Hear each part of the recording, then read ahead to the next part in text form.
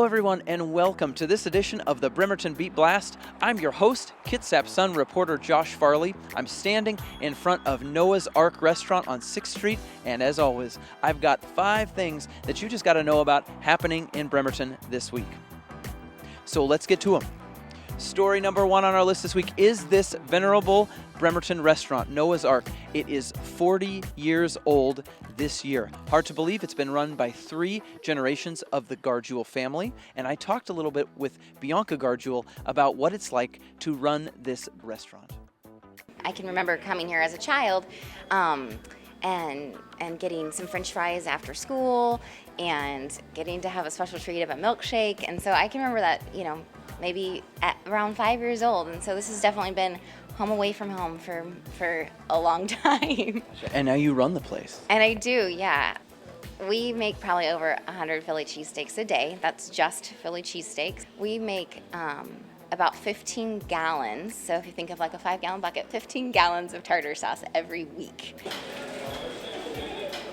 Well, I think that Noah's Ark is a gathering place, and it has been for generations, and I get to see generations after generations come, and I've got to see that and be part of that. When people bring out-of-town guests or family that has moved away, they get to come and they get to have that tradition of Noah's Ark, and I love that. I love to see people. I love people. I love to see the community come together and gather around the table and enjoy good food together.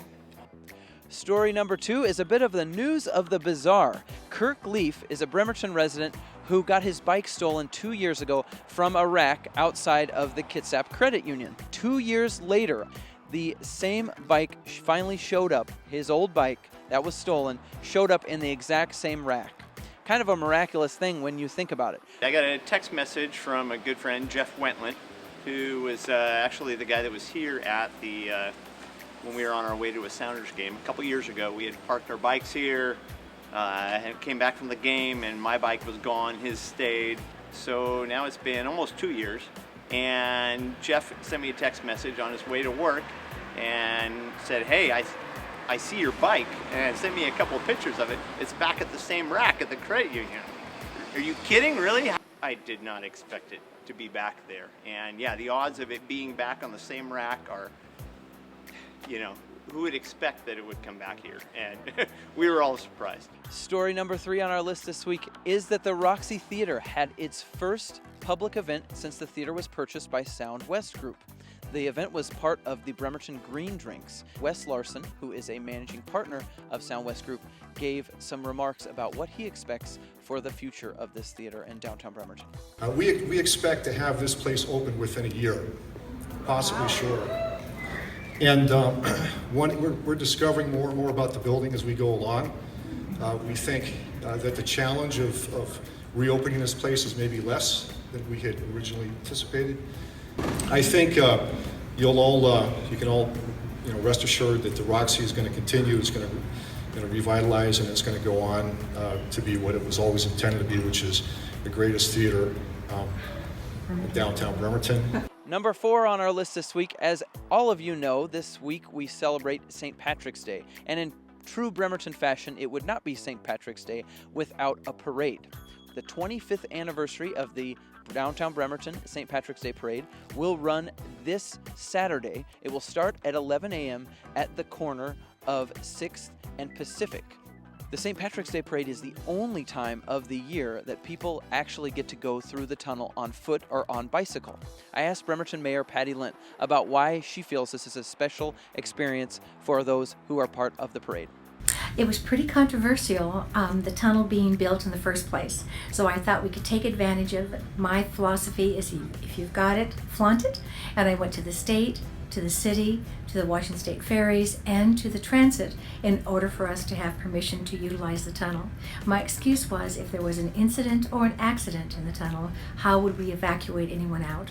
So it's our way of having kind of a fire drill and allowing people to walk through the tunnel during that time. It's been exciting for the participants and the city.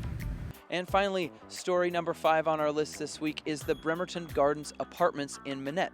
They have sold. The 182-unit complex that covers 20 acres on the bluffs above the Port Washington Narrows sold for $13 million to a California developer. Now, this is not the first sale of a large apartment complex in the city of Bremerton. Many of you may remember that just a few weeks ago, Admiral Manor also sold. It sold for $6 million.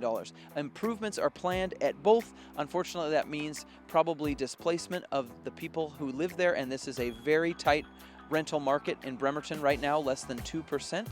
But in terms of the Bremerton Gardens improvements, we're looking at about $3.5 million that will be invested into the property.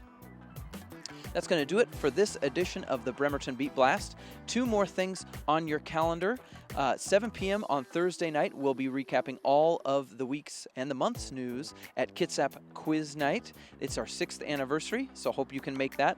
And on Saturday at 1 p.m., we'll be at the Elohe Preserve. If you park at the Elmira Drive entrance, we'll be there for our latest story walk. We'll walk the woods, we'll talk about its future, and we'll celebrate the trees that are there right now.